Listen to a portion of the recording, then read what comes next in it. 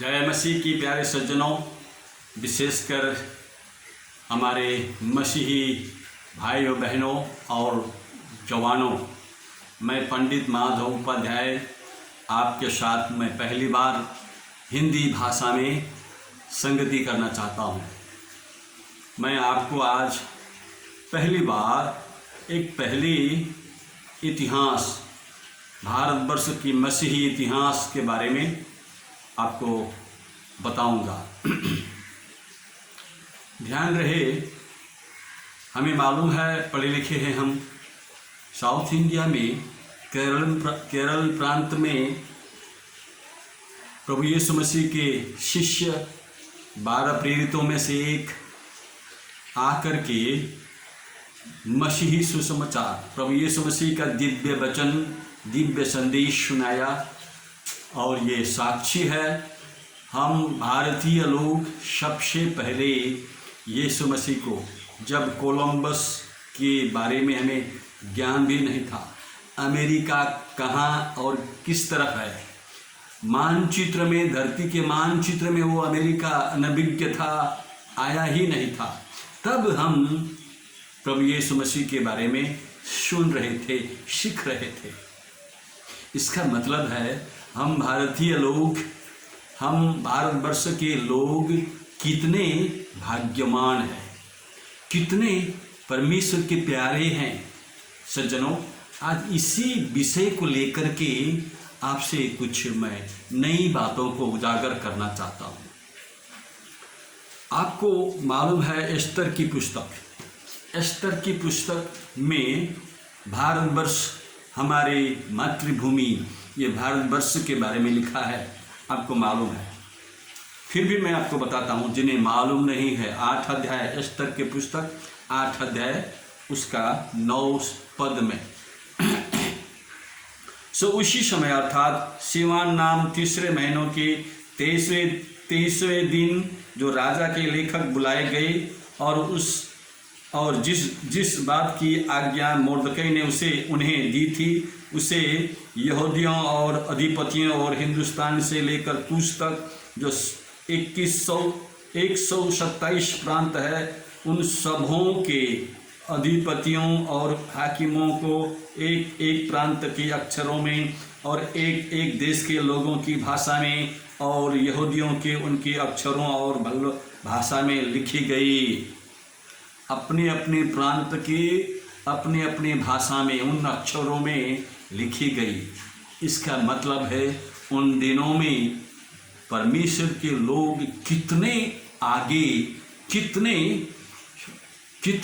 आगे विद्या में, बुद्धि में निकल चुके थे।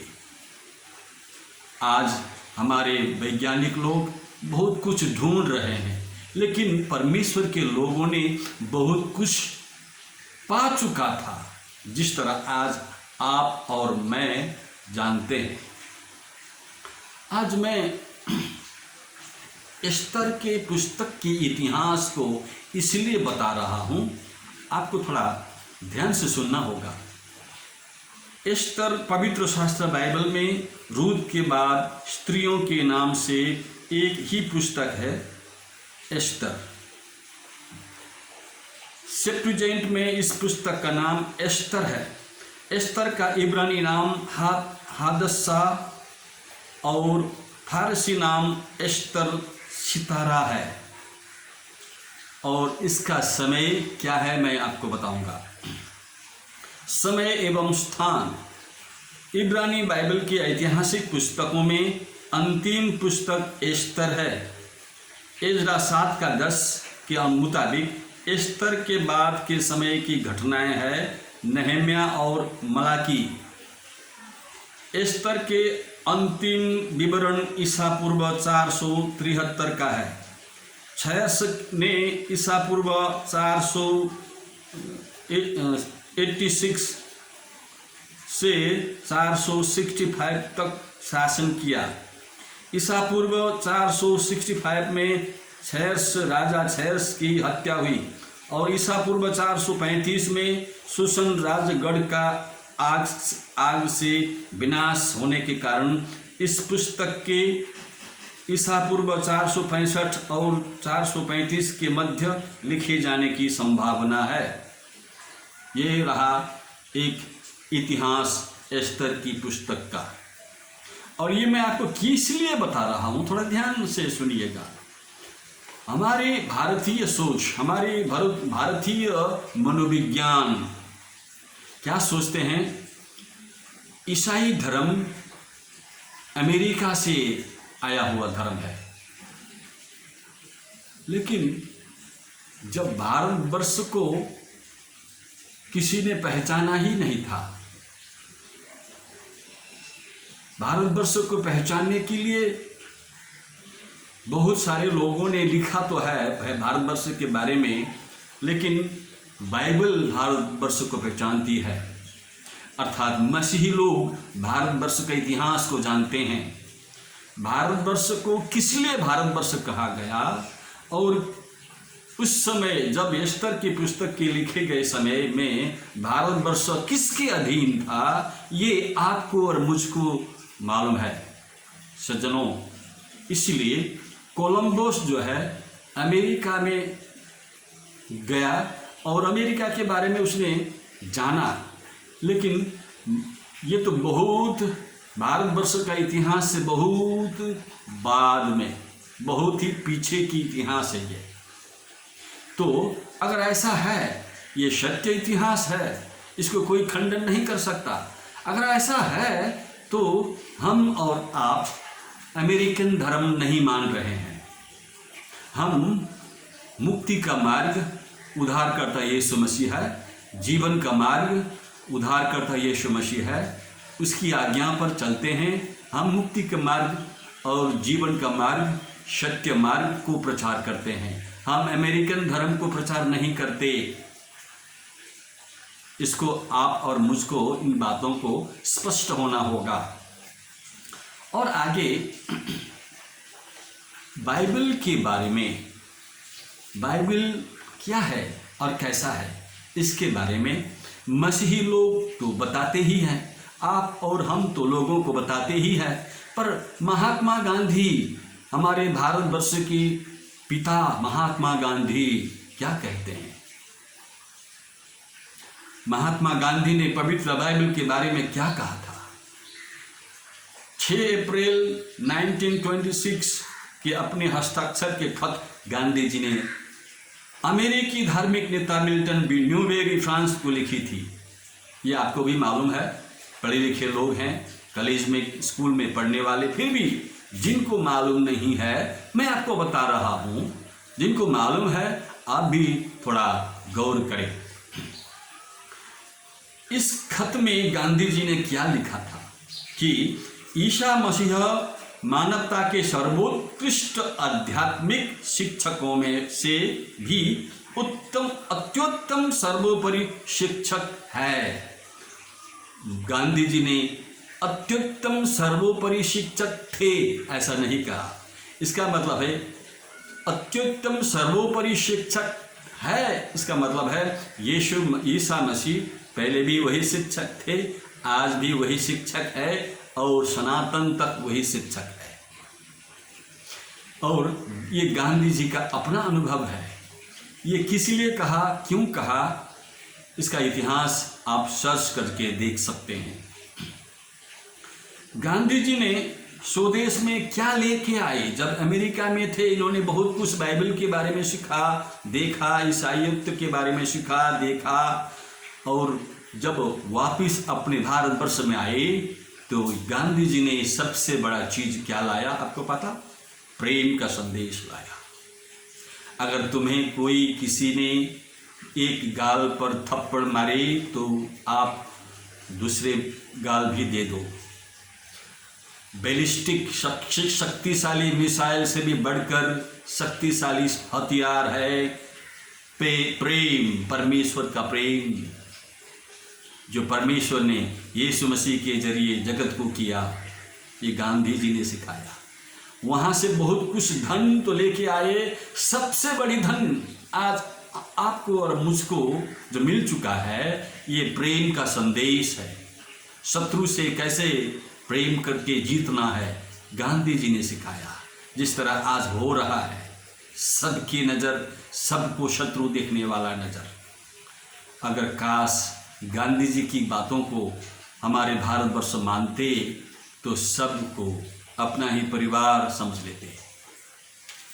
आगे मैं आपको बताऊंगा, ये पवित्र शास्त्र बाइबल है। ये पवित्र शास्त्र बाइबल है। इसे दुनिया में पवित्र शास्त्र बाइबल कहते हैं, लेकिन मैंने इसको और एक नाम, उपनाम रख दिया। ये पवित्र शास्त्र बाइबल है। इतना ही नहीं, ये परमेश्वर के राज्य से आया हुआ दिव्य वचन है। जो कोई इसे पढ़ते हैं वो अंधकार से गजब की ज्योति की तरफ घूम जाते हैं। मैं अंधकार में था। धर्मशास्त्रों को पढ़ करके मैं बहुत ही खुद को धर्मी समझने वाला, लेकिन घमंडी था, अपने को उच्च जाति समझने वाला। लेकिन जब मैंने इस वचन को पढ़ा और मुझे इस वचन के जरिए अंदरूनी आत्मा में गजब का ज्योति मिला और मुझे मेरे अंदर में जो अंधेरा का स्वभाव था वो मिट गया। अब मैं पूर्ण रीति से यीशु मसीह का ज्योति के अंदर में जीता हूँ। यीशु मसीह मेरा जीवन है और यही वचन बाइबल के जरिए मैंने उद्धार को पाया। यीशु मसीह मेरा उद्धार करता है जिस तरह आपका उद्धार करता है। लेकिन ये याद रखिए, मैंने भी धर्म ग्रंथों को लिखा है, मैंने ज्ञानमाला लिखा है और छोटे बड़े ग्रंथों को भी लिखा है। धर्मशास्त्र धर्मगुरु लिखते हैं और धर्मगुरु ने धर्मशास्त्र को लिखा। ये कोई भी लिख सकता है। धर्मशास्त्र से लोगों का उद्धार नहीं होता है। जिस तरह मैंने धर्मशास्त्र को लिखा, मेरा उस समय उद्धार हुआ ही नहीं था। लोग अभी भी मैंने लिखी हुई धर्मशास्त्र को ये लोग पूजते हैं, गुरु पादुका करके अपने सिर में रखते हैं, पूजते हैं, मेरे पावदान को पूजते हैं। लेकिन मैं अभी यीशु मसीह को पूजता हूँ। यीशु मसीह ने मेरे अंदर में वो गजब का अद्भुत ज्योति डाल दिया। यीशु मेरे अंदर में चमकता है जिस तरह आज आपके साथ चमक रहा है। सज्जनों, धर्मशास्त्र नहीं है पवित्र बाइबल। ये पवित्र बाइबल है, दिव्य वचन है। जो कोई इसको पढ़ता है गजब का ज्योति उसके अंदर में आ जाता है। इसलिए मेरे प्रियों और विशेषकर जवान भाइयों बहनों, यूसुफ के जीवन से आप सीखो और तिमोथी के जीवन से आप सीखो, कालेब और यहोशू के जीवन से आप सीखो। वे जवान थे और अपने जवानी जीवन में परमेश्वर की आज्ञा को मानकर जयवंत जीवन को जिया और लोगों को जीना सिखाया। यहोशू जवान था, उसने परमेश्वर की उस सामर्थ्य भरे प्रतिज्ञा को पाया और जहाँ मूसा को जाना था वहाँ मूसा जा नहीं पाया, लेकिन यहोशू पहुँचा प्रतिज्ञा के भूमि में। सज्जनों, जो कोई आज्ञाकारी है, जो कोई पवित्र जीवन जीते हैं, उसी को वो प्रतिज्ञा मिलता, वही वारिस बन जाता है। हे प्रियों, पहला यूहन्ना उस 3 अध्याय उसका 2 पद में लिखा है, जैसा हम प्रभु यीशु मसीह हैं वैसे भी हम भी प्रभु यीशु मसीह साथ बन जाएंगे, ऐसा लिखा है। इसीलिए हम मसीही जीवन इसीलिए जीते हैं कि प्रभु यीशु मसीह के पद चिन्ह में चलकर प्रभु यीशु मसीह सा बन जाएंगे। इसीलिए प्रभु यीशु मसीह जहाँ है वहाँ हम रहेंगे। प्रभु यीशु मसीह जैसा है वहाँ वैसे ही हम उसी के साथ हो जाएंगे। इसीलिए यीशु मसीह को विश्वास करना है। आपने कर लिया, दुनिया में सारे दौलत से बढ़कर आपने पाया, वह है मुफ्त में जीवन। वेदों में लिखा है, वेदों में लिखा है, जीवो जीवस्य जीवनम। यीशु जीवन है, हमें जीवन चाहिए था। हमें जीवन देने के लिए यीशु मसीह ने अपना जीवन दिया।